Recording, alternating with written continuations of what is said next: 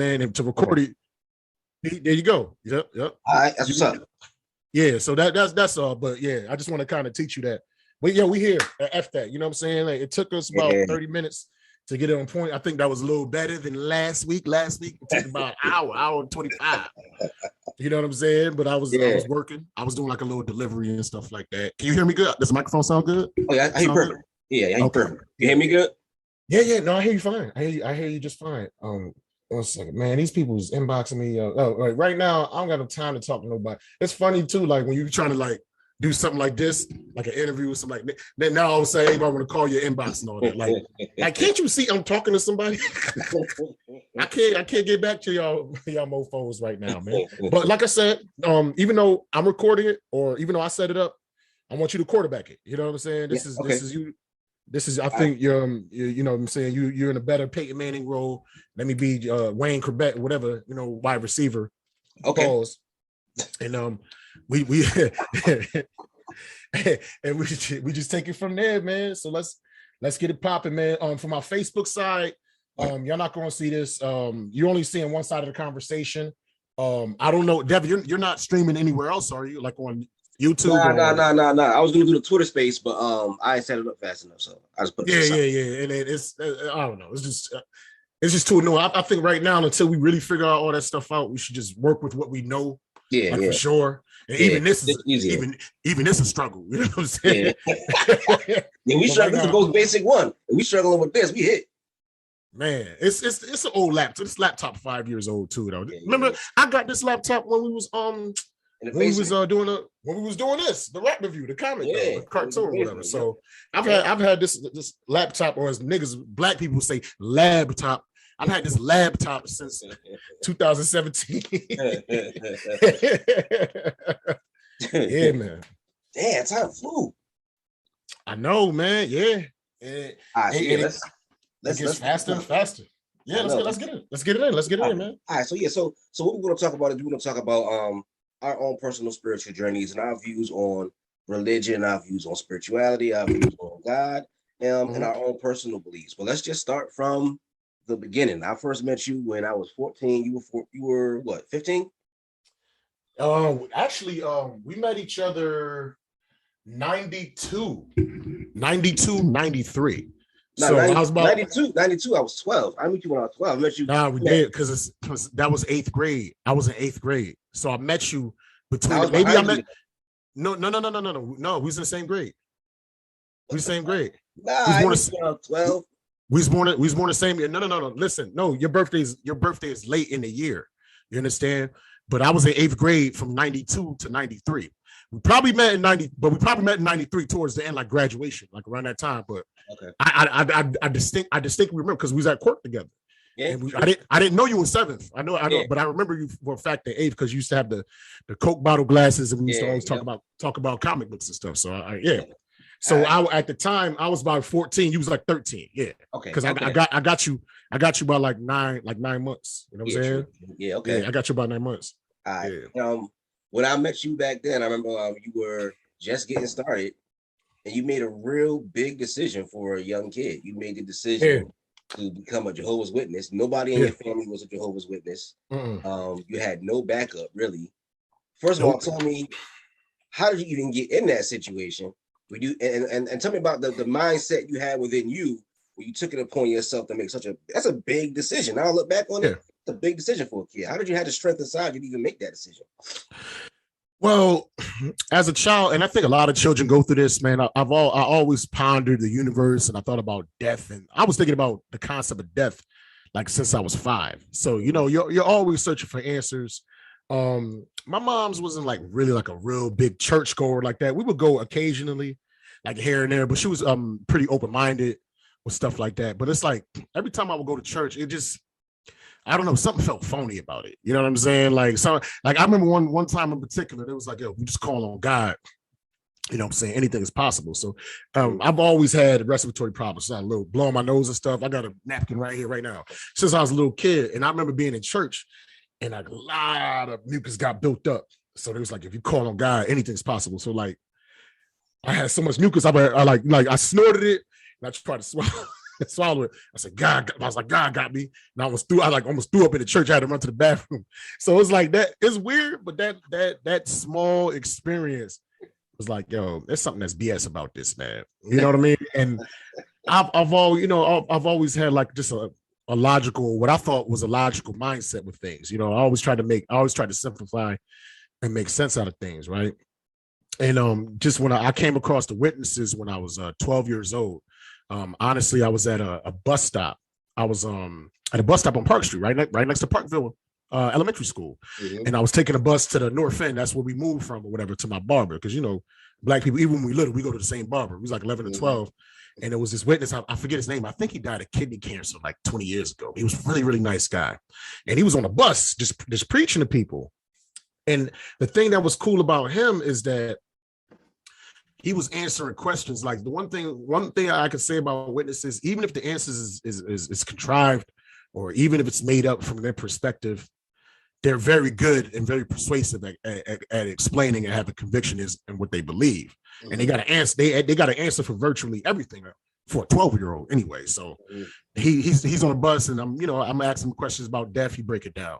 I'm asking him questions about heaven. He break it down like just like bam, bam, bam. And I'm 12, like, everything. See, this is the thing. Like a lot of religions and just institutions in general, they love to get you while you're young. You know what I'm saying? Whether it's religion, whether it's prostitution, whether it's military, whether it's drugs, they you know what I'm saying? They try to get you at a young age because your mind is malleable and it's impressionable, and anything makes sense, especially if you make it make sense more so than other. If you don't be like, oh, it's just a mystery, we'll find out someday. Like witnesses don't got that approach. They're like, no, this is exactly what it is. Bang, bang, bang.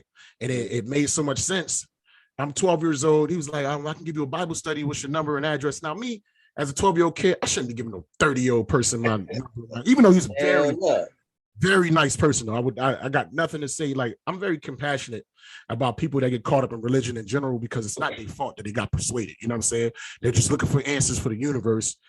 Whatever it is that they're associating themselves with makes sense, and that's what they go along with. Right. But anyway, it's easy to swindle and convince a kid. So I gave him my number. I gave him my phone number and stuff like that. The next week, he started my Bible study, and then eventually, I think he was from Rhode Island or something. So eventually, he transferred it to, different witnesses and things of that. And the thing is, my questions are so deep and advanced that they kept having to switch my Bible teachers, because I'd be asking about, I'd be asking about dinosaurs and like just all kinds of stuff they couldn't really fully explain. So I probably was like one of the only witnesses. I probably had like 8 different Bible teachers though. That's how effed up I had them or whatever. But that's pretty much how I got into it, as a young, impressionable, curious mind that found what he perceived as making sense. But I'm telling you, at that particular time, a Muslim with logic could have approached me. I would have been Muslim. A Catholic with mad logic could have approached me. I would have been Catholic. A drug dealer with mad logic could have approached me. I would have become a drug dealer. You know what I'm saying? It just so happens at that formidable time of that impressionable time of my life, those are the individuals that approached me. It made sense. They answered basic Bible questions that I had questions for years. It wasn't even years, because I was only 12. So what? For the 5 or 6 years, I was thinking about religion. Mm-hmm. And that's how I got into it, and it just coincided with my logic, or as you guys would call it, quagic, because you call it my Quinn logic. I will always like try to logically put together shit for my benefit, or whatever. Crazy. And that's how I got into it, man. That's how I got into it. And then, like I said, my mother, she was just happy that, I wasn't out on the street and nothing like that. It was something religious. It was on the surface. It was something that was harmless. You know what I'm saying? Coming to find out years later, it's very destructive. You know what I mean? But in a passive way. But that's how I got into it, man. Okay. Now let me ask this question. What did because as a kid, sometimes we make decisions based on logic and reason. But as kids, mostly of our decisions are based on emotion. Emotionally, what did they provide? Were you lonely and they offered you companionship, or was it like you were nervous and they offered you like something reassuring? I knew I was going through stress and bullies and things of that nature, but when it came to that, it wasn't like I was running towards the religion for an escape. Because, like I said, even before the bullying, before all of that, I've always pondered like the universe and what happens when we die, and can we live forever and things of that nature. So they were answering like questions that I had, that other religions didn't really answer or attempt to or didn't answer in a way that made sense to me. You know what I'm saying? So I wasn't pushed towards it because of trauma. Yeah. I was drawn to it, but it wasn't like something traumatic. Like, oh, I'm going through some bad shit. So let me be religious. Nah, I had questions about death in the universe, and they were giving me answers that made sense to me about death in the universe. You know what I mean? So I'm like, all right, I'm a rock with this, you know? Okay, all right. So let me ask this question real quick and we'll move on.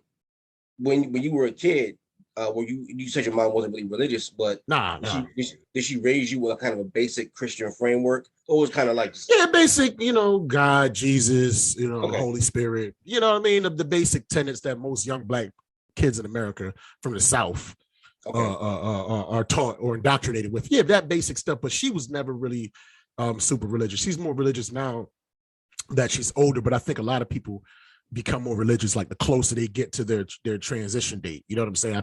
I think that's just a natural process. Like, you want something to give you comfort, knowing that this reality is going to end.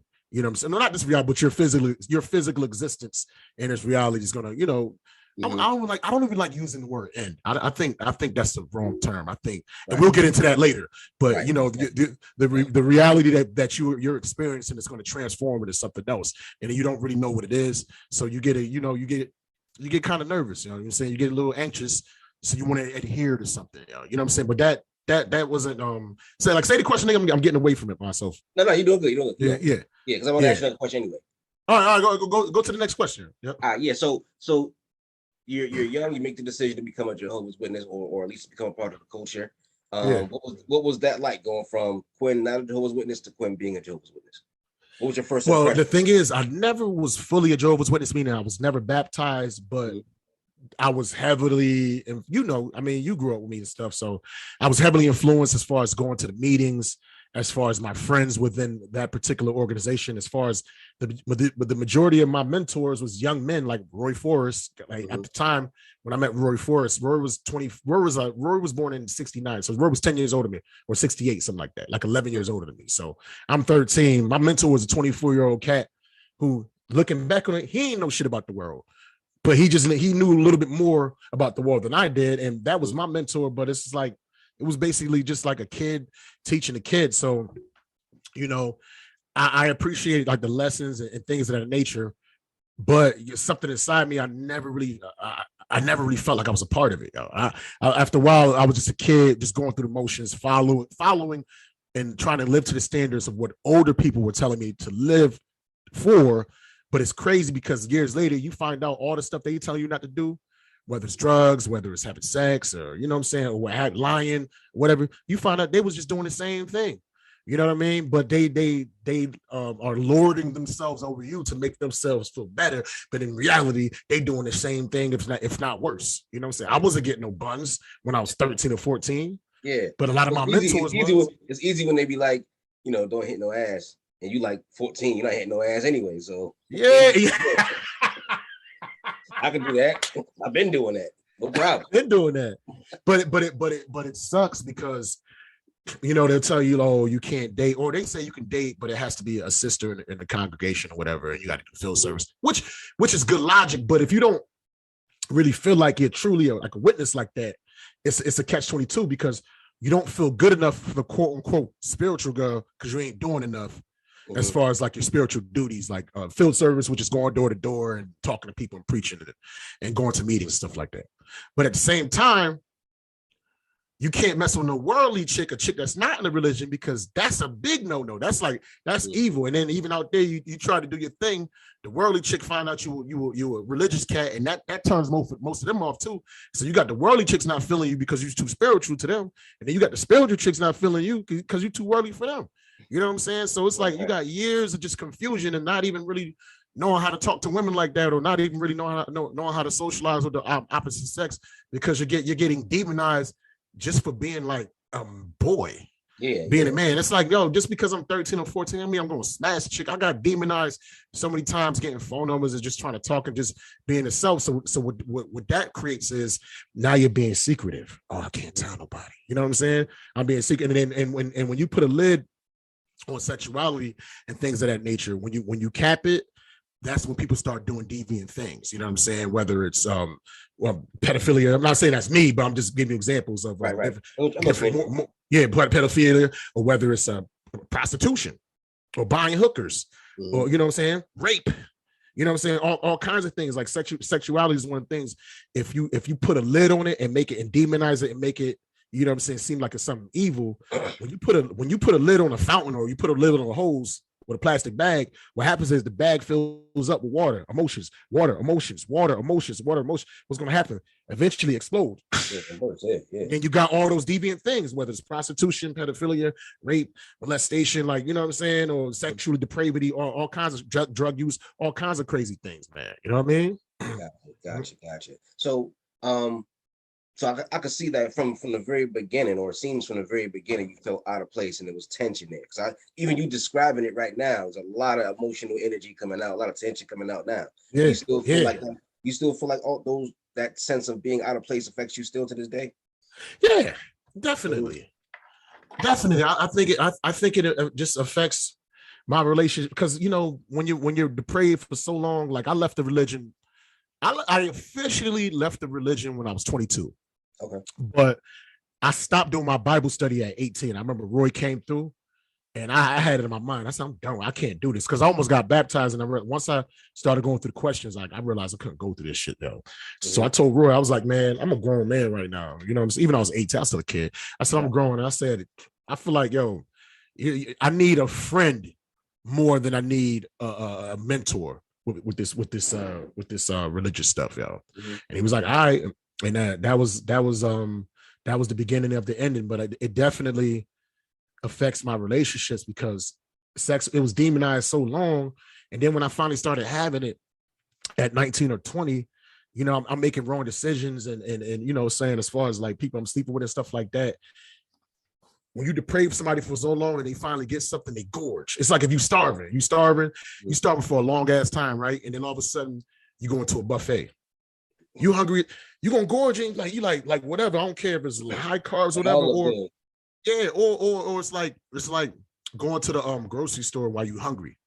When you're hungry, you're gonna grab a whole bunch of shit. Yeah, you know, like you're literally grabbing it on some impulsive shit, and that same thing happens on depravity when you sexually deprive somebody, and then they finally get something. I'm not even saying on a criminal level, but like, you might finally get some buns with like a beautiful chick, and then you busting like 20 seconds because you're just trying to, oh my God, I gotta get it out. I haven't had it, you know what I'm saying? So when you have all that, when you deprive somebody, or you don't properly educate a person on these things, you know, I feel like they tend to make worse decisions when they get older. And I made a ton of poor decisions as a direct result for me just being a part of that religious organization. And I'm not going to just say, witnesses is the only ones responsible for effing people up mentally when it comes to relationships. Other religions too. Anytime any religion demonizes something that's natural and that's human, when people finally experience it, they're so scarred and they're so jaded, they're just going to take it however they want. You know what I'm saying? Or they're going to do whatever it is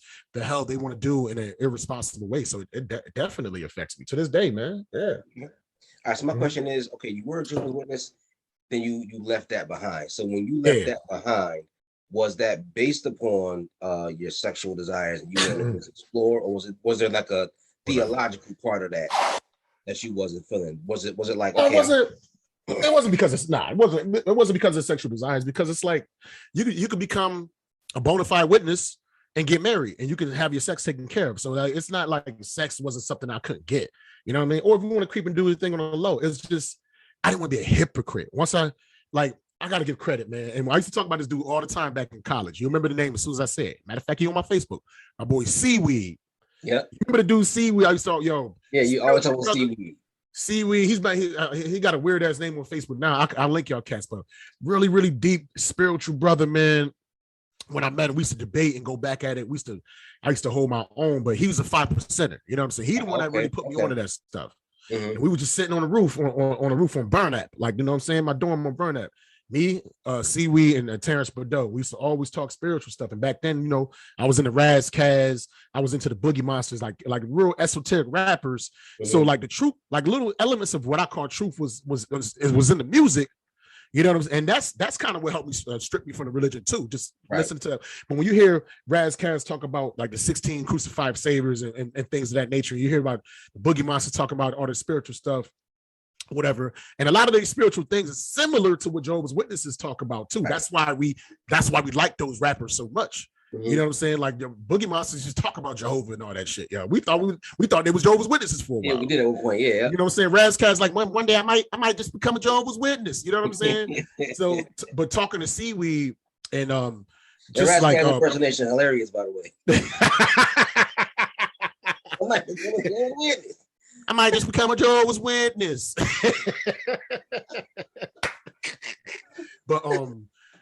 But just listening to Seaweed like rock with a lot of the music I rocked with, and just like a lot of his spiritual ideas, like he just opened my mind up to see.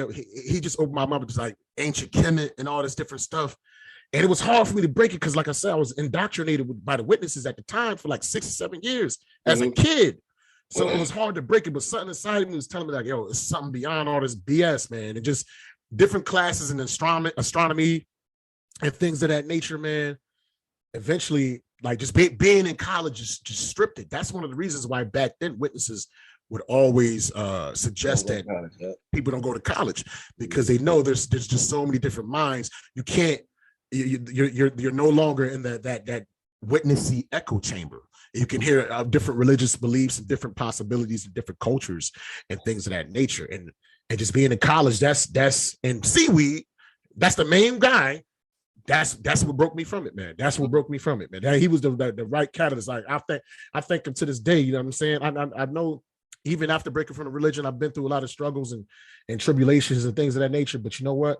I wouldn't change that. If I had to change that and just be like a church-minded dude and never go do no problems in life or whatever, I'd rather be who I am right now, man, than that mindset. Personally, you know what I'm saying? Gotcha. Yeah. So when you get introduced to these things, did you get the temptation? Because I got the temptation. Once you leave the Jehovah's Witnesses, you get tempted to go join something else. Were you tempted to go become a 5%er or anything? No, nope, no. If I've learned anything, man, and this is my religion, in my mindset, it's not about adhering to one thing or one religion or one belief, man. It's about taking elements from everything that's beneficial. You know what I'm saying? You take the meat and you leave the bones. If whatever it is that you believe in or that you adhere to is destructive to yourself, you know, in a negative way, like building up muscles is destructive to fat. That's a good thing. You know what I'm saying? But if it's just like a destructive to your health and your well-being, and it turns you into a nasty, judgmental person, putting down people, and like to the point where you want to murder people because they don't believe in what you believe in, nah, I can't rock with that. And I I believe so-and-so, and you're gonna die. So even if you're not murderous with whatever it is you believe, but if you have this hope that you're gonna live, or like you meaning me, and you're gonna die, that's still murderous. Right. That's passive aggressively murderous. Right. You're right. So if the religion has you having that type of mindset of I'm gonna live, you're gonna die, I can't wait, I can't rock with it. And that's like what 99% of religions on earth. Right. Besides like Buddhism and like Zen and shit, which is more I'm more on, but you know, we talk more about that later. You know what I'm saying? Okay, gotcha. So have there ever been and what's the most fascinating spiritual tradition you came across where you felt like, you know, this might be like a home for me? Or what spiritual traditions have you studied where you felt like kind of makes sense? I'm gonna take this piece, I'm gonna take that piece. Like I said, just elements of Buddhism, elements of Zen. You know what I mean? Like, because a lot of those religions, like they believe in some type of reincarnation or whatever you do now, you know what I'm saying, manifests in different realities. Like I like that mindset. You know, I like the idea of you know what I mean? If I change my thoughts in this reality, that can affect other realities. Because you know what, the one commonality, that all religions have is that you can't really prove it. Beyond a shadow of a doubt, you can't prove anything, man. Ultimately, it comes down to an opinion and what you believe. And like I said, as long as my opinions and beliefs aren't destroying myself and destroying other people's, then that's what I rock with. But I just lean towards philosophy.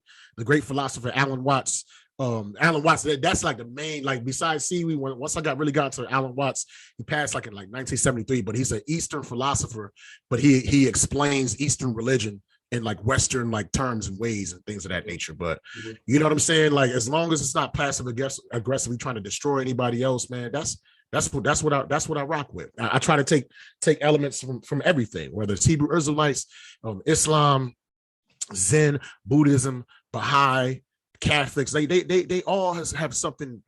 They all have good elements in it. They all have definitely have some good elements that can be of use to yourself and to others. But when you get into this box where it's only this and it can't be anything else, and everything else is going to be destroyed, and it's only this, and it's like that doesn't make any sense. Like no star is the same, right? No blade of grass is the same. You know what I'm saying? No raindrop is the same. No snowflake is the same. Nothing in you is there's variety in universe in all things, man, on an infinite level. So why the fuck does that stop just with a spiritual belief or your concept of what God is? You know what I'm saying? Maybe God manifests in different ways, depending on what type of culture that you're in. You know what I'm saying? So that it's something recognizable to you, so that it's something that you can adhere to. Right. You know what I mean? I think that you said something interesting. You said that a lot of times it's based, people's concept of the truth is based upon their personal opinions. But also, I will add to that as well, it's based on your personal opinions and also sometimes your experiences. Yeah. Have you ever had any, I would say, quote unquote, spiritual experiences? Have you ever seen a ghost or been into a state of higher consciousness or anything of that nature? Yeah. Oh, yeah. All the time now. You know what I'm saying? I see spiritual things. Maybe it could be a manifestation of my mind. I felt the paralysis, you know what I'm saying, with something holding you or whatever. But yeah, I've experienced these things. I mean, because think about it. All around you right now, there's gamma rays. There's this broadcast right here. There's invisible shit that's constantly happening. You know what I'm saying? Things that we have the technology to measure. Right. You know what I'm saying? 100 years ago, nobody knew anything about gamma, or however when it was invented. Nobody knew about gamma rays and radio waves and theta and all that stuff, but it still existed. They just didn't have the technology. Once they developed the right technology, they were able to measure those things. But this is technology within the past 100 years. Technology is going to get more advanced.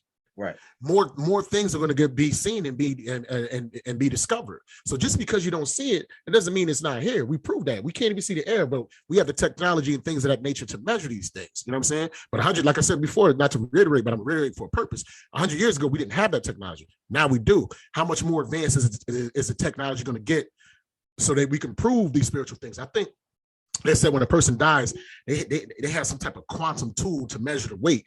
And as soon as a person dies, the weight drops like 0.00000 something, like 0.8 or some shit. Yeah, and they said that's the soul. They did some theorized that's the soul. Like, so they figured out a measure, you know what I'm saying? They figured out a way to measure this. So, and that's just on a small level. What happens when that technology gets better, where they can actually see like some type of digital image or something like that? Yeah, you know what I'm saying? Yeah, man. There's actually an institution that specifically kind of works with that. It's called the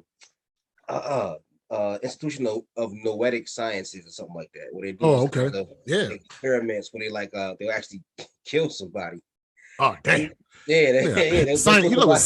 Scientific snuff. Yeah, they're like kill. I heard. I don't know if they'll medically like put you in a state where you're like medically dead, and then they'll rearrange the room or something like that. Right. And then like after they rearrange the room, they'll put it back and they'll ask you if you could sense, or if some kind of spirit or something could see what they were doing.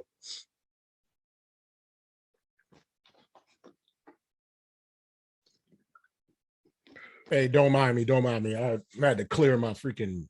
It's all good, man. Since I was little, man. But yeah, I've definitely. I got a video, like an old video of me doing a poem right here in this room. It's like almost like 8 years ago. And you see like a like what looks like I got a candle lit, but it looks like a face, and I'm saying my poem, and the face is just moving around, bopping his head to the shit. Yo. You know what I'm saying? Yeah. It's on YouTube. But I put it up, but people sweat, people just blow it off like it ain't nothing. Like, yo, it's like I'm shadow banned, man. I can discover the cure for AIDS, and I will get like 5 views, man.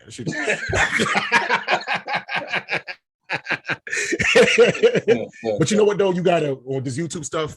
Even if you're not getting follows like you want, you still got to keep putting out the content. You still got to keep cranking it out. But I get in my feels, like, you know what I'm saying, when I make some great art or discovery and like nobody cared. Yeah, but I put up content where I was going in, like, damn, the energy felt right. I'm saying some powerful spiritual stuff, and then I go back and look at it, it'd be like 0 views. I'm like, damn, I just dropped. All you got is one view. No, all you got is one like. Yeah, all I got is one like. Yeah, but you know what? We got to help each other out with that. Between me, you, Ant, like, that's 3 of us right there. We all share it. We done shoot.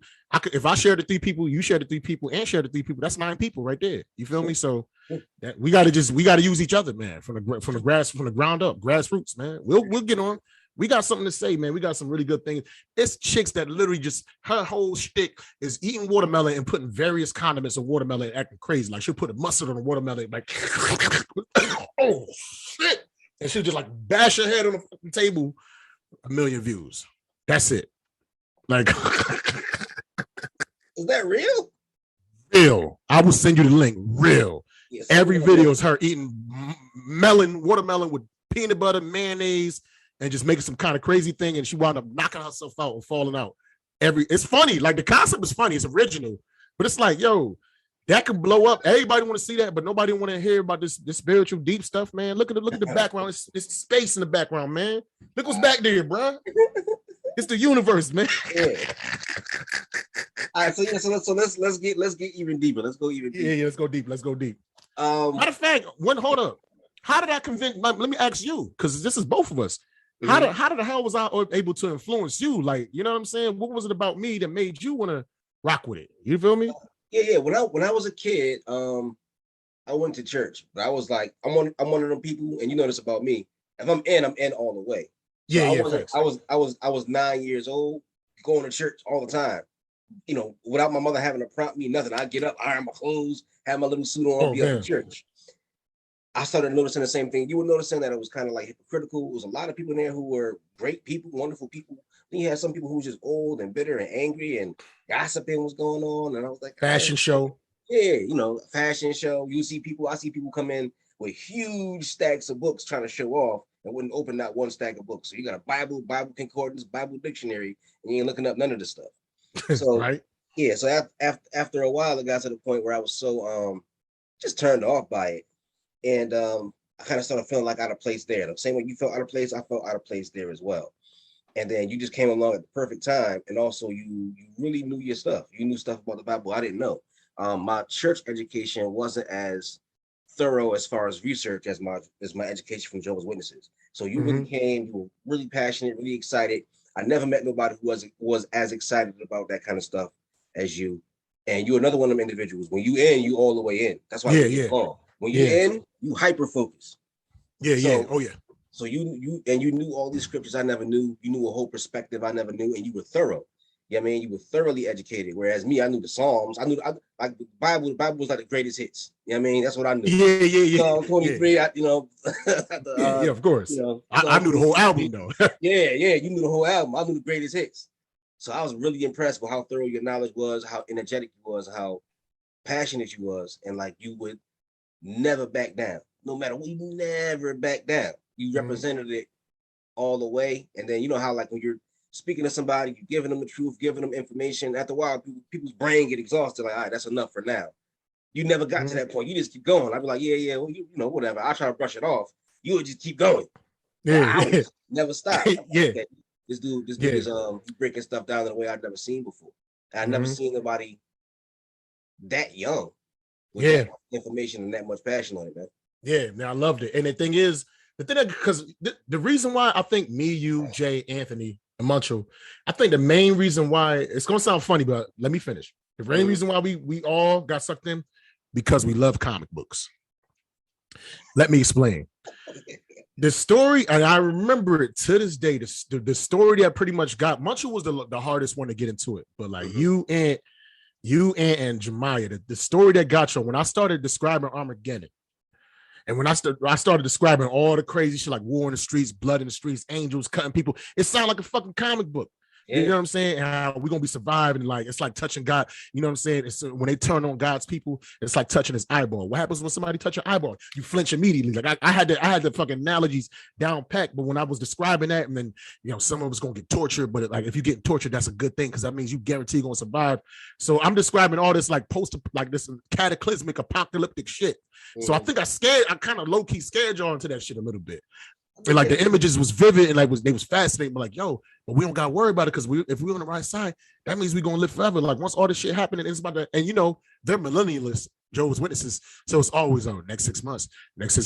They've been saying that shit since like the past 20 years. Cause back then they used to say, because this is like 92, 1994, they used to say people that were alive in 1914 will experience the end of the world.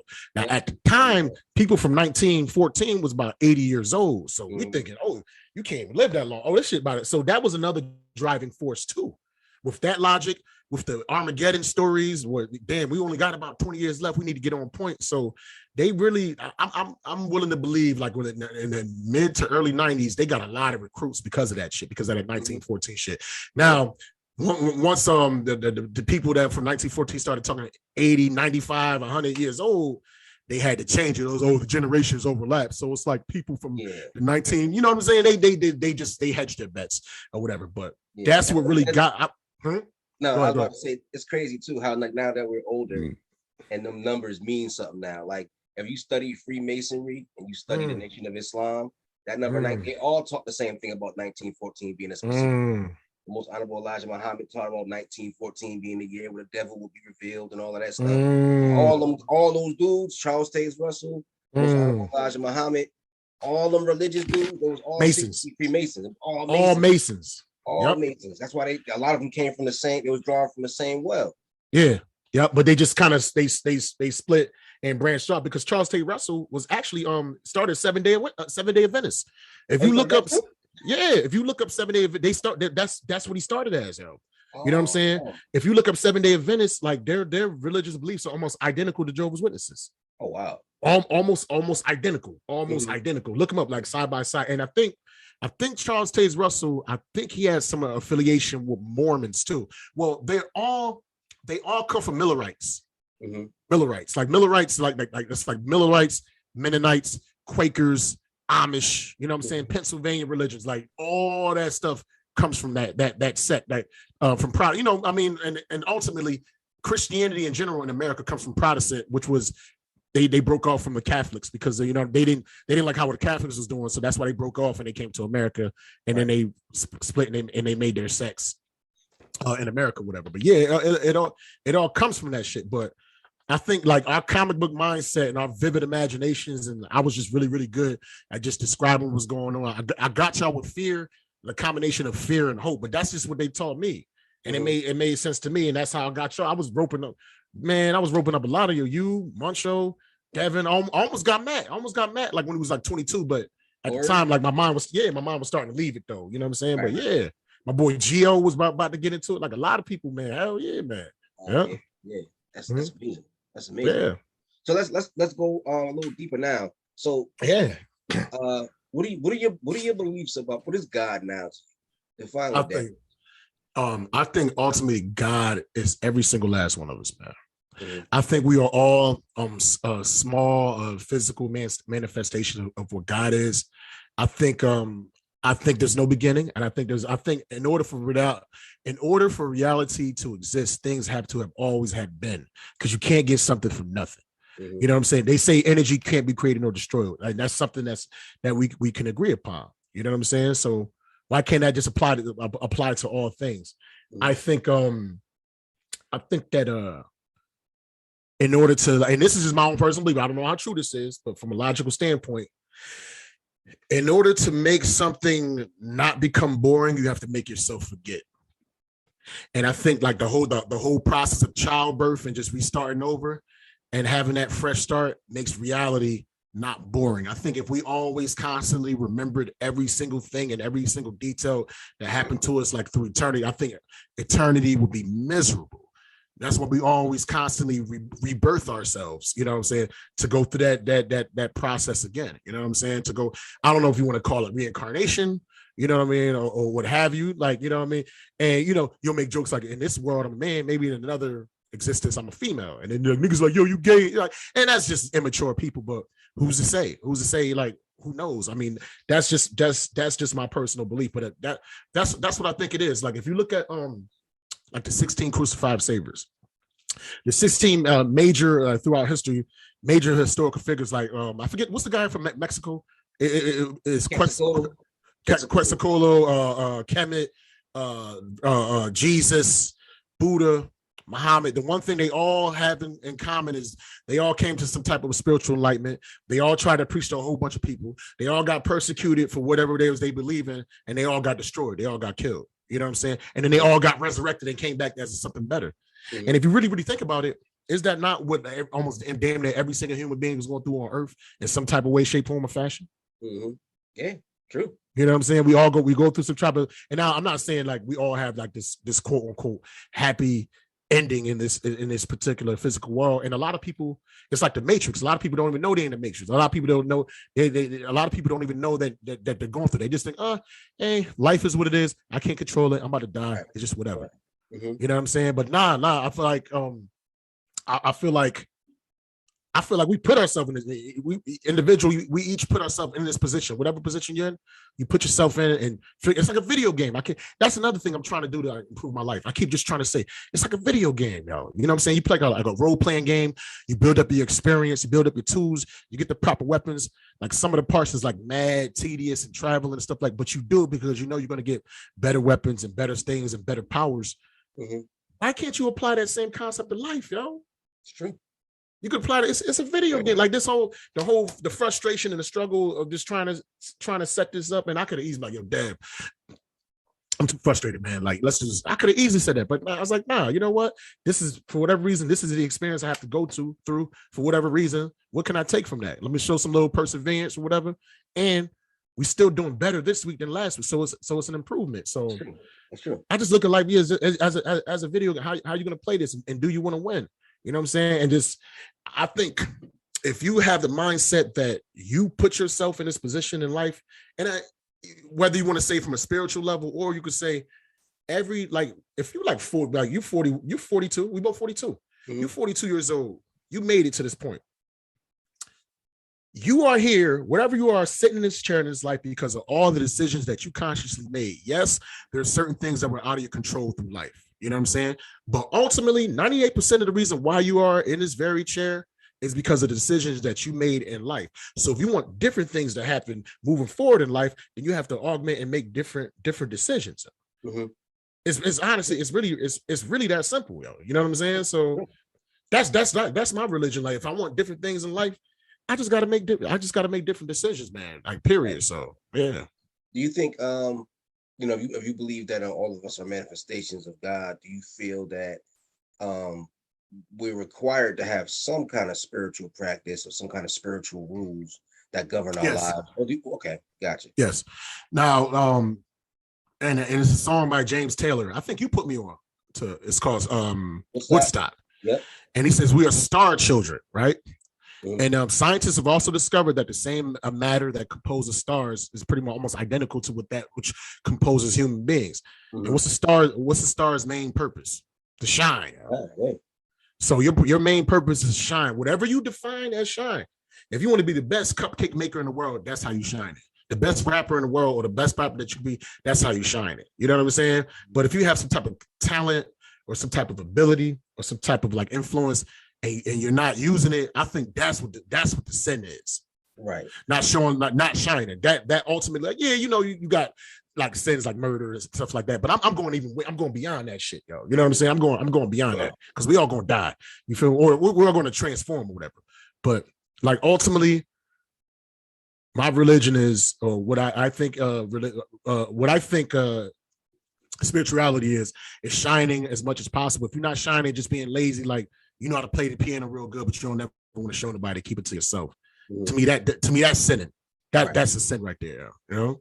Yeah. So you think, and how I shine was through my arts, through my performance, Comedy, stand-up, that's how you shine with the wellness initiative and meditation and you know what I'm saying, being a guru, a shaman of such, and teaching young kids. That's how you shine. Everybody, we all shine in different ways. See, and that's the thing about religion, though. See how we all shine in different ways, and we all have different talents and different things that we bring to the table. But why the hell we all got to follow the same religion? That's the only thing where it's like we got to only do this, but I could do this. I could be a fireman, I could be a plumber, I could be you know what I'm saying, a pilot, but I got to follow God this way. Like, what? That's crazy to me, yo. That's insane. I know that and other cultures like that our concept of God is relatively new. And other cultures they use other terms like, you know, like Orisha or Genin or whatever. And like their whole idea of God, like in Japan, they don't even have a word for God. They call it kami. Kami could mean the spirit. You know what I mean? So all these other cultures have different concepts of God. Our concept is one God. You said kami? Kami, Kami. I thought you was talking about our mortal enemies in the 80s, man. The commies, man. Damn Ruskies, damn commies with their sickles, with their little hammer and sickle and red and yellow. Are those guys Chinese or they're Russian? I can't tell. But no, go ahead. I'm sorry, man. You know I'm gonna throw some jokes every now and again. Of course. Like, so our concept of God is relatively new. And before we had Islam, before we had Christianity, people had like the word God comes from a German word Gott, which means to call forth. You know what I mean? So like gold too. That gold. Yeah. Means to call forth. Yep. Oh, I didn't even know that. That's dope. Yeah. Oh shit. And crazy thing about it is the fact that the word God is relatively new. So our God concept is relatively new. It doesn't really, like, we've been on the planet for millions of years. Some say billions of years. Some say trillions. Yeah. We was always here, man. Yeah, but it's always here. Yeah, that concept of God that we operating under is a relatively new idea about a new idea for us. We've been programmed with an idea that's relatively new. Yeah, and our ideas about God are not even as old as we are. That's the crazy part. Damn, that's deep, man. And I think I think we all have this this potential to find some spirit.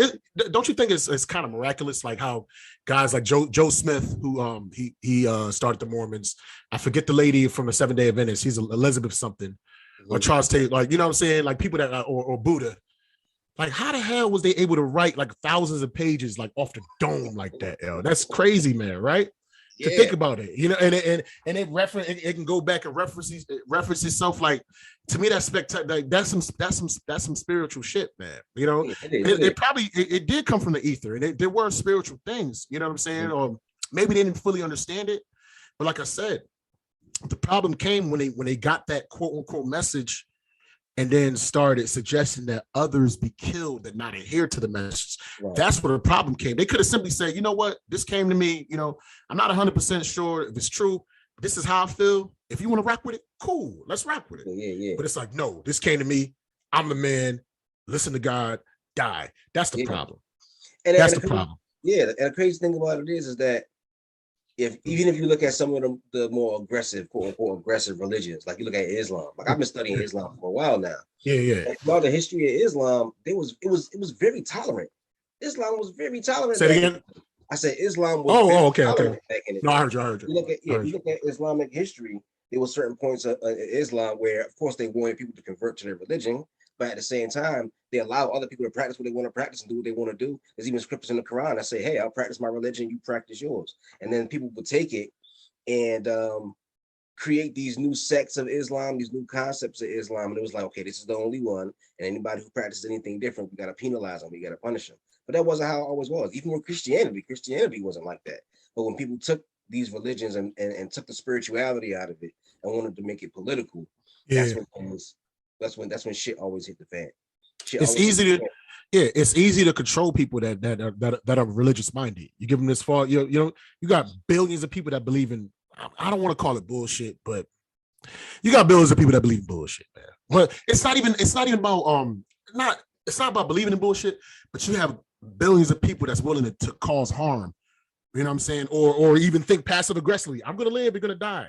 Like I said, that's still a passive aggressive murderous mindset. You got Right. billions of people that have that damn mindset. So basically, when you institute some type of like religious some type of religious concept, and you quote unquote are answering questions for people that you're answering like things that people have been pondering for years. That's what's gonna happen when I die. Oh, this is why X, Y, Z. Oh, this is where this came from. Okay, I'm about to rock with you. I'm about to give you my money. I'm about to fuck with you because you're answering questions that I had. That's how I became a witness. Because it was answering questions that I thought I had. Right. You know what I'm saying? It was answering questions that I had or whatever. Or it was doing what I thought was answering questions that I had. You understand what I'm saying? So they got a soldier in me because of that. And then I got you. Then I got Jemiah. Then I got Mancho. Then I got Anthony. And that's just a microcosm of what happens with various religions throughout the world. You know what I'm saying? You have this older figure or this person that quote unquote has a little more life experience than you. They give you all these quote unquote answers. It makes sense. So now you're indebted to him. You follow him. You know what I'm saying? Sure. And he start having this passive aggressive murderous mentality. And it's holier than thou, I'm above you mindset, yo. Yeah, man. True. Let me ask this question. You were saying that it's millions of people that have that murderous mindset, but for the most part, mathematically, most of the individuals who engage in religion don't engage in that violent religious war stuff. No, you didn't hear me. You didn't hear me. I'm sorry. Go ahead. I said passive aggressive murderous mindset. Okay. Meaning I'm about to live, you're gonna die. Well, I'm saved. I'm saved. So that attitude. I'm gonna live. Oh, you ain't into it. You're going to hell. You know how many Christians think that way? A lot. Yeah, that's still a murderous mindset. It's just passive. You're right. And maybe I'm using wrong terms. Yeah. Maybe I'm using the wrong term or not, but you get what I'm trying to say. No, I get what you're trying to say. You think you're better than somebody else. You think somebody else is going to die because, matter of fact, you know somebody else is going to die because they don't believe what you believe. That's a murderous mindset, yo. True. Let me ask this question. I was contemplating this one day. You think religion is necessary because people without direction tend to be violent and fight over resources? Do you think religion is necessary to keep savages calm? And I'm not saying everybody's savages, but do you think it's a valuable tool? I think structure is necessary in general. Right. I think structure. You need certain things. You need like certain elements and certain laws for the universe to work just in general, and that not just religion, just beyond religion. Right. I think religion can serve as a positive benefit, but like I said, when people become too fanatical and they think theirs is the only way, and some people manifest that murderous mindset to actual murder and control, I think that's when it's a problem. But I think there has to be some type of structure, like obviously like the Code of Hammurabi, which predates the Bible by what, a few thousand years. You know what I'm saying? You know, it said you mustn't kill. You mustn't steal. You mustn't do that. Like the Bible still, like they plagiarize that whole shit, man. So there's definitely I think this is universal laws that are needed, but that's to me that's beyond religion.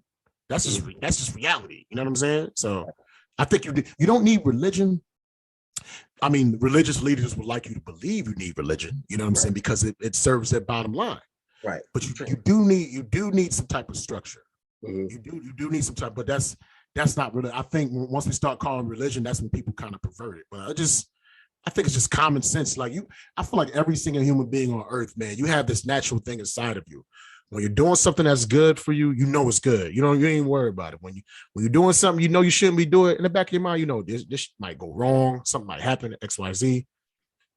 But fuck it, I'm gonna still do it anyway. You know what I'm saying? But no, you don't need religion for. You don't need religion for order. It helps to an extent, but people just they just take it too far. And like I said, they just develop that murderous mindset, that looking down on you mindset, and that crusades mindset or whatever. Like Muslims had crusades too.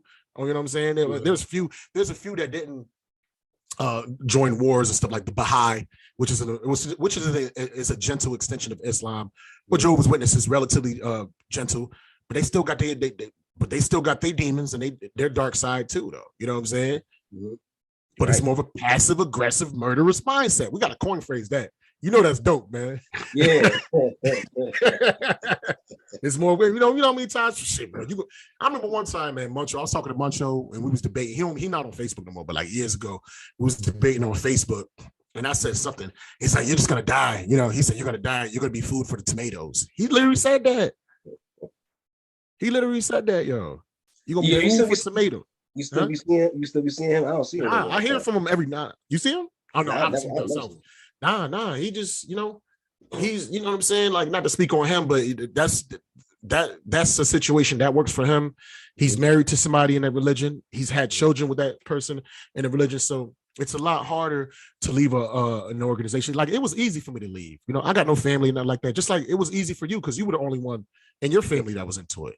Yeah. But when you got people that yeah. He was happy when I left. Now they mad because everybody think I'm a Muslim for some reason. I don't know why. You said they was happy when we left? Well, when I left and I wasn't around them no more, like, they didn't want me in it in the first place. So it's like he was fire relief. You know what I mean? Yeah. But damn, I was saying something. But as far as Montreal, like, yeah, it's harder to leave something when you have kids and you're paying bills, you got a family. But when we by ourselves, we could just bounce, man. Like my boy Keenan Jerome Floyd, shout out to Keenan, man. It's people like, he was an elder in the religion. Mm-hmm. He was an elder and he was a missionary in the Dominican Republic. Damn. He got this joke. He was like, man, he said, I went to Dominican Republic to become a missionary. You know what I'm saying? Only problem is in the Dominican Republic, their religion is rum, weed, and big booty bitches. He said, and I was easily converted. You know what I'm saying? He said, he was like, I got off the airplane. It was a chick with a grass skirt and a coconut bra on one side, and another chick with a grass skirt and a coconut bra on the other side. And I was in the middle, and they took a picture with me, and he's like, I'm not gonna make it. Oh, no, it's crazy. Mm-hmm. So, but no, there was a point I'm saying that. But once he left the religion, he's an elder, born into it. He still talks to his family and stuff like that. But it's some people that their whole support system, their whole family, they're totally separated from it. They have nothing to fall back to. Like me, I broke from religion. I still got my mom to fall back on, different family members, stuff like that. But it's someone that says they don't have none of that, and it's pretty sad, man. Yeah. Based on some shit they can't prove, yo. Crazy, yo. But go ahead. I'm sorry, I didn't mean to cut you off. No, go ahead. So I want to ask, what do you think is the meaning of life, and what do you think happens after death? The meaning of life, the purpose of life, and I've said this earlier, the purpose of life is to shine as much as possible, man. Mm-hmm. You gotta start children so you shine. You know what I'm saying? You try to leave your mark on the earth, whether you're a billionaire or you're the best hot dog griller on the planet. You show and you accept that. I don't believe in death in a traditional sense. Mm-hmm. I believe we transform. And we just do this process over and over again. In order for, and this is just what makes me feel comfortable. This is my personal religion. In order for reality to not be dreadful, because we live eternally, we constantly forget and we start over again, man. We constantly forget and we just keep doing that. And that's the same thing that happens with stars. What happens with stars? They you know what I'm saying? They shine. They start as a little pin drop, as a black hole. They shine. They get real big. They expand. They turn red. They turn blue. And they implode back on itself, and it does the same thing. Implodes back on itself, and it does the same thing. Implodes back on itself, and it does the same thing. And that's what we do as human beings. The same thing. You're born, you get old, you die. You're born, you get old, you die. You know what I'm saying? What makes us so important that reality ends when we end? Yeah. What makes you so important because you die, it's all over? What the, excuse my language, what the fuck make you that important, yo? Right. You was something before you came in. You was the sperm cells. You were the egg. You was your mother. You was your father. And all of a sudden, you live and you die, and you're so fucking special that reality ends because you die? No. Fuck right. No. And right. that gives me comfort. Like, you know what I'm saying? Yes, it's kind of scary, like, not knowing what's going to happen, you know what I'm saying, in the future. But if we don't really know and we can't really prove it, why can't we have an opinion of what's going to happen? Mm-hmm. And if you're going to have an opinion of what's going to happen when it's over, why would you choose for that opinion to be negative? Or I'm going to burn forever. Or I'm going to come back as a roach. It's literally, it's your canvas. Like whatever you think is going to happen, it's literally your canvas of how you want to manifest it and create it. Mm-hmm. You know what I'm saying? So why have a negative mindset? You can't prove it. I can't prove it. You can't prove it. So why would you choose to? So why would you go? Why would you go with the negative? Yeah. That's stupid.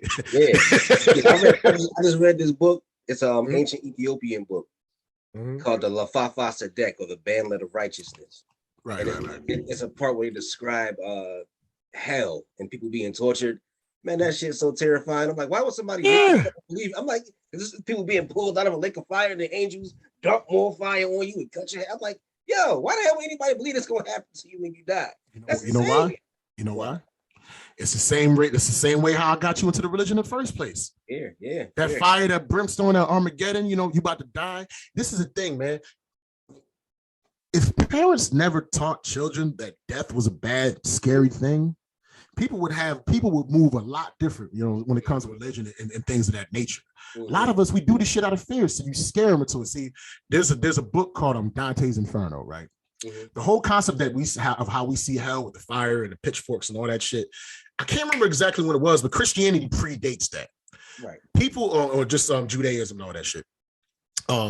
People just weren't really being easy converted. They started getting tired of the bullshit. So a lot of religious leaders like, yo, we need different ways to influence these individuals to listen to these, to adhere to our religions. So that's when they started coming up with the fire and the brimstone. And it just sucks that the Bible, like the original Bible, has a story about Gehenna, which was a garbage dump. And in the garbage dump, like whenever the criminals were killed, they would throw their bones and their carcasses in the garbage dump, because their logic and their concept was, if you totally burn and annihilate somebody's body, there's no way that God could bring them back, like symbolically. And the people outside of Gehenna, when they would see that happen, they would hold on to the fence and they would gnash their teeth and they would be upset. You know what I'm saying? So when the Bible says, that's where the wailing and the gnashing of the teeth, they were comparing it to the Gehenna. And as far as like the worms and shit like that, it was a garbage dump. So the worms and things like that eating on the carcasses. But these people were dead. These people weren't alive when it was happening. And it somehow, you know what I'm saying, whoever wrote Dante's Inferno saw that, and they just created this whole elaborate thing of what hell is, just to scare people into the religion, man. You know what I'm saying? Yeah. If somebody has to scare you into something that's positive and beneficial in your life, how positive and beneficial is it? You shouldn't have to scare. It should just make sense. Like when I got into the witnesses, they didn't scare me into it. They just answered questions about whatever. You know what I'm saying? That's how I got into it. But if you gotta scare somebody into doing something that's quote unquote good, how good is it, man? You know what I'm saying? Yeah. True. Right. Yeah, if you got and they had whole classes. I look back on it now. They gave us whole classes on how to manipulate people. They all them Bible studies, them teaching us how to manipulate. Yeah, they say teaching how to be con artists, man. I mean, you know what? We got a lot of beneficial stuff from witnesses, though. Because I think it adhered to our comic book nature. Like the Bible is a comic book. If you read it, it's no greater comic book on earth, man. That shit got dragons and angels and transforming trees and all kinds of crazies, bringing people back from the dead and transforming fish.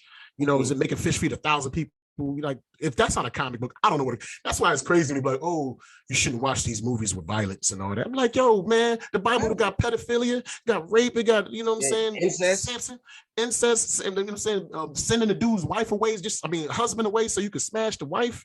It got angels trying to have sex with dude. It got people trying to have sex with male angels and all kinds of crazy stuff. Mm-hmm. Crazy. There's literally a scripture, and I wish I remember. And it says fornication between the breasts. It literally talk about titty fuck in the Bible. I can't watch Sex in the City, but I can read about titty fucking and John, whatever. It's there. It's yo, you know what I'm saying? And that's just lighthearted. That's just light. How much other crazy stuff in there? But I can't watch The Matrix. Yeah. Because it's demonic or whatever. Like, come on, man. Get the fuck out of here. I should have known I wasn't gonna last. I remember when I was about to get baptized, they gave me this paper with all the rules I had to follow. Yeah. The paper said you can't listen to hip hop music or heavy metal. I was like, what? Yeah, you can't listen to hip hop music and heavy metal. Heavy metal, yeah, you can't take heavy metal and hip hop from Dev. Hell no. Hell no. Mm-hmm. Yep. Hell yeah, man.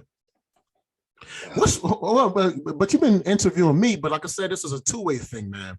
Mm-hmm. What do you see as your religion? You know what I'm saying? Like, I'm gonna ask you a couple questions. Like, for what do you view as your personal religion? My personal religion, I think, is just is tapping into the God that exists within you. And the Bible says that God breathed the breath of life into man, the Ruach HaKodesh, the Holy Spirit. So within us is a piece of God. So we have to clear away all this clutter and all this bullshit, all our trauma, all our negative tendencies, our addictions. We got to clear all that away so we can tap into that inner God. And we feel that inner God. We feel it. we feel it on a regular basis, but we brush it off, we ignore it. Like, for instance, I got this thing that I started doing. When I started meditating a lot, I would get like this little voice telling me what to do. So like I'll be driving and something will be like, yo, don't go left, go right. And I'd be like, I'm gonna go right. Boom, car accident. Damn. Like 3-4 times. I swear, 3-4 times. I'll be like, I was about to take a turn. Someone was like, don't go that way, go the other way. It's like, man, it's faster this way. I'm gonna hop on the highway. Boom, car accident. So now whenever I get that little voice saying, yo, don't take this car. Like the other night I was running to the store real fast. Something said, don't take your car, take your the other car. Took the other car, shot to the store real fast, came back, no issues. Don't know what it was. A lot of times when I listen to that voice, nothing happened. When I don't listen to the voice, it's always an issue. Always happening, yeah. One time I was driving home, little voice was like, yo, don't get in this lane. Go to the other lane. Why you driving so quick? Go to the other lane. I'm like, man, I'm going home. I'm about to book home fast as I can. Somebody came with a truck, ran me off the daggone road, almost crashed. Then I hopped out the whip. I looked at my car real fast. It was cool. So I'm like, you know how they got the highway, you got one side going this way, one side going the other way. The part in the middle that's grass. Well, one thing I realized, they make it like this, so you can't drive out of it. You gotta get pulled out of it. So I went down that little hill. I'm like, oh man, I get out of here. How can I get out of here? So I hop back in my car, try to drive off. All of a sudden, a cop pulls up. This little timid black cop pulls up. He's like, hey, what's going on, guy? I'm like, nothing, officer. I got ran off the road, but it's okay. I'm about to go home. He's like, okay, fine, just be careful. Then all of a sudden, though, another cop on the other side pulled up. It was a white state trooper. The black cop seen him and got scared. Was like, oh my God, this guy's hard as nails. I'm out of here. How the cop gonna run? So the cop ran. I'm out of here. The white cop ran up on me like, where's your license and registration? Man, they took my car. They took my car. My car wasn't registered. I had to pay for registration. I paid like $1,000. Paid like $1,000 to get my car back. If I had to just listen to that little voice, I would have been all right. Yeah. If that little voice is telling you something that's beneficial for you, always listen to it. Yeah. Always listen to it. Because if nothing happens, whatever, nothing happens. Yeah, but exactly. if it's right, you know what I'm saying, then you fucked up, man. You know what I mean? Yeah, hell yeah. Yep. So but we're kind of similar, because you said each of us has a piece of God in us, and I said we are smaller manifestations of this greater, higher source. So we're pretty much on the same kill. And I said, like, you know, the purpose of life is to shine as much as possible, like whatever art or talent or gift or personality trait, whatever you has, you know, try to express that as much as possible. So like we're kind of similar as far as, you know, as far as that. A lot of our beliefs are similar, man. We kind of same thing. Yeah. But what about as far as like death though? Like, you know what I'm saying? Like once you die, what's your belief on that? Same as yours in many ways. I don't believe in death. I believe that we just transition from one form to another. I think that, and this is my own personal opinion because I have certain experiences, I think that individuals who reach a certain state of development and consciousness will have a different death experience from individuals who do not. I think some individuals, you know, there's a Hindu story about how individuals who the goddess death is Kali. So when you're about to die, Kali comes for you. If you made peace within yourself and you're happy within yourself, and you see the goddess Kali, she appears and she's beautiful, long hair, black skin, beautiful face, beautiful body, and she'll embrace you. If you're afraid to die and you haven't healed, and you haven't dealt with what you have to deal with, then when Kali appears, she appears as a demon. And so death is this horrible, terrifying thing. And I think that, because I've had experiences where I astral projected and went to, you know, higher levels of consciousness, right? And I think that once you heal, you'll get reincarnated, but in other forms. You'll ascend, I believe, to higher levels of consciousness, higher levels of being that are more rarefied. And I think that for individuals to get reincarnated in the physical world, you'll be reincarnated strictly on the physical level. You know, very similar though. Very similar. When you said Kali, all I could think of was Indiana Jones, Temple of Doom. Yeah.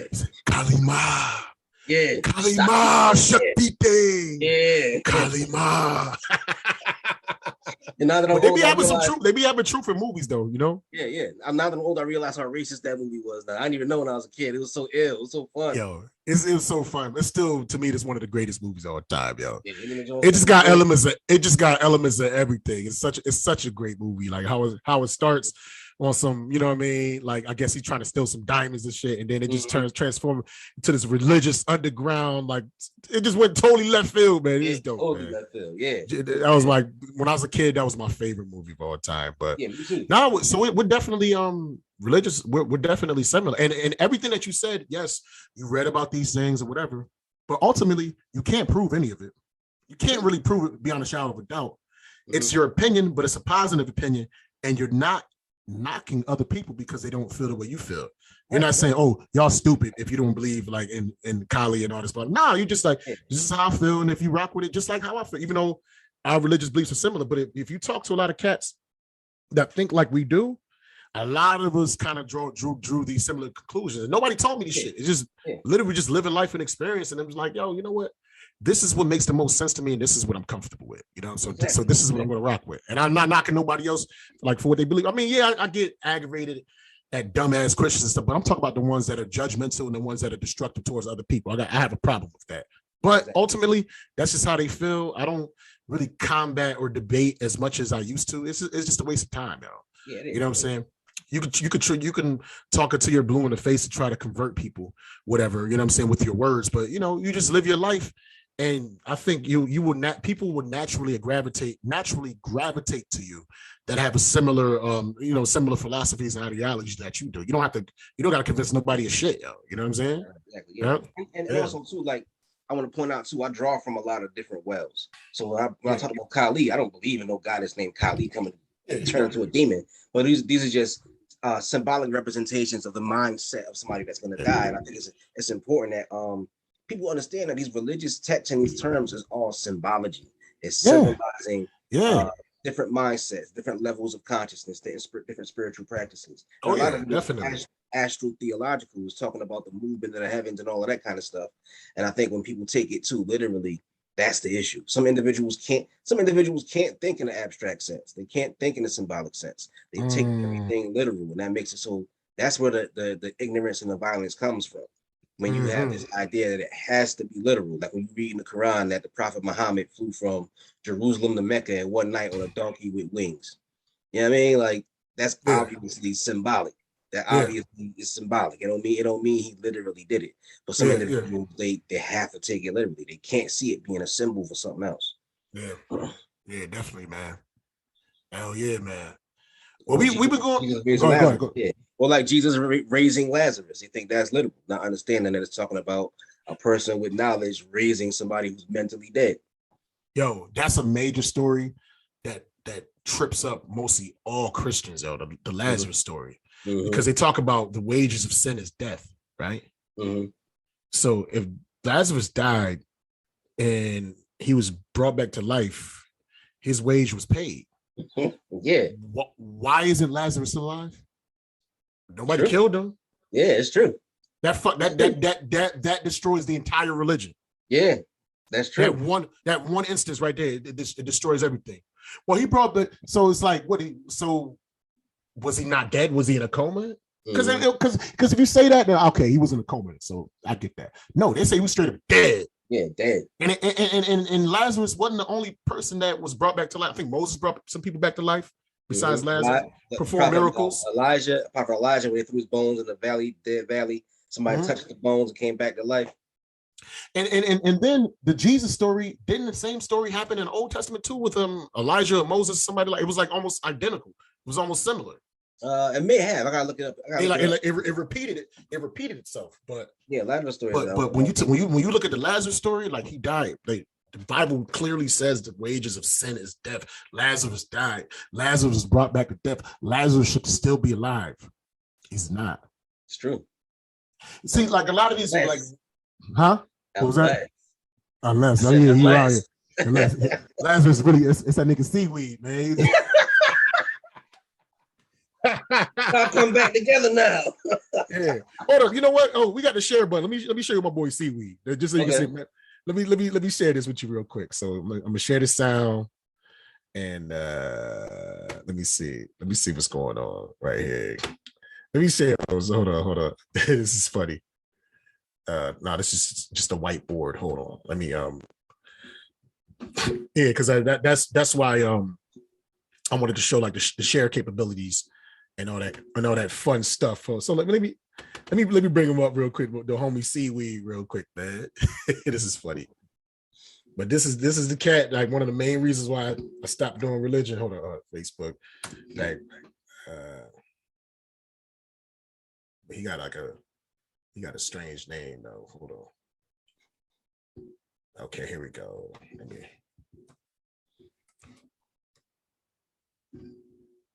Kabaka Zakwan. You know what does Kabaka mean? You know what I mean? I have no idea. Yeah, this dude deep as hell, man. Mm-hmm. This is my ninja. All right, this seaweed right. Hold on. All right, and then I'm gonna go back here. I'm gonna where's the share? Share screen. Bang. Share. That's the brother seaweed right there, man. Oh, okay. I never met him before though. Yeah, but I used to always talk about him though. Always talk about him. Yeah, that's like this cat right here. Hold on, I'm trying to see if we got another pick. But you see the type of shit he on though, you know, MF Doom and shit. Yeah, like they would be smoking weed on the roof, and I never smoked back then or whatever, but they would be smoking and just getting deep. But that's the elder right there. That's on right there, man. That's the man. See, he looked like some type of shaman, right? Yeah. He kind of looked like you a little bit, to be honest with you. Yeah, like you know what I'm saying. Y'all got similarities, man. Yeah, hell yeah, man. I got that face. I got my face look like everybody else. Yeah. You do. Somebody who look like me. Everybody. Yeah, but shout out to the homie Seaweed, man. My boy Cedric. That's his government. Man. I'll say his. Yeah, man. But hell yeah, I'm gonna stop the share. But it's cats like that. You know, he was very instrumental in my development, like in my growth, man. It's just breaking his like the catechism, like breaking his religious mindset, man. You know what I mean? So right. But I think we pretty much, you know, we could talk on this stuff for hours. You know what I'm saying? But and I got box check on my seat anyway. Yeah. No. We had a good chat. It was a good chat with homie Devin McCrorey from the Wellness Initiative, and this is comedian Mo Green. You know, sometimes it ain't always about the jokes. Sometimes we get deep. I think we should do this spiritual thing more in the future, but like today we use like a broad range. Right, but I think we should take like a specific. Like one day we just only gonna talk about hell. Right. Yeah. Okay. One day we just only talk about angels. Yeah. Okay. Let's do that. You know what I'm saying? Like, and just really go. These are conversations that we've been having for 30 years. You know what I'm saying? But now to like put them out on Front Street for others to take in, and then who knows, it might touch somebody in a positive way. It might give them some answers or just give them some type of direction.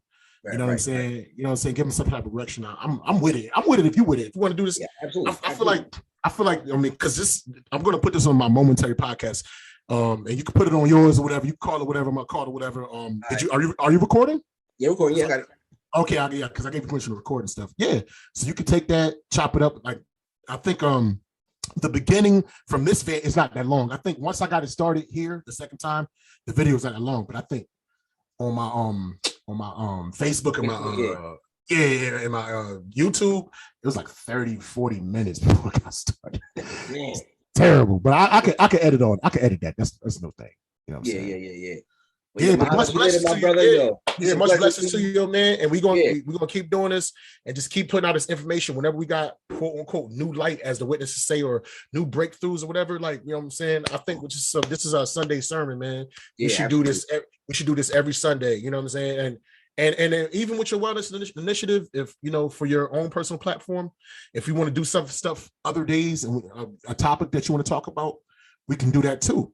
And if you want to talk about it don't always got to be super deep. One day we could just talk about some pop culture stuff, like Kanye West dealing with issues with Pete Davidson and how to get over when your significant other moves on, but you got kids and stuff. Like that's something that, you know what I'm saying? So it's so much that we could talk about. And, you know, I think we are doing ourselves a disservice by only having the conversation with ourselves. We can have it on a bigger platform because we can help other people and we can monetize it. That's all I'm saying. That being said, man, had a good time. I'll holler at you, Dev, man. Peace, my brother. Be safe, man. Take care, man. Yes, sir. Yes, sir.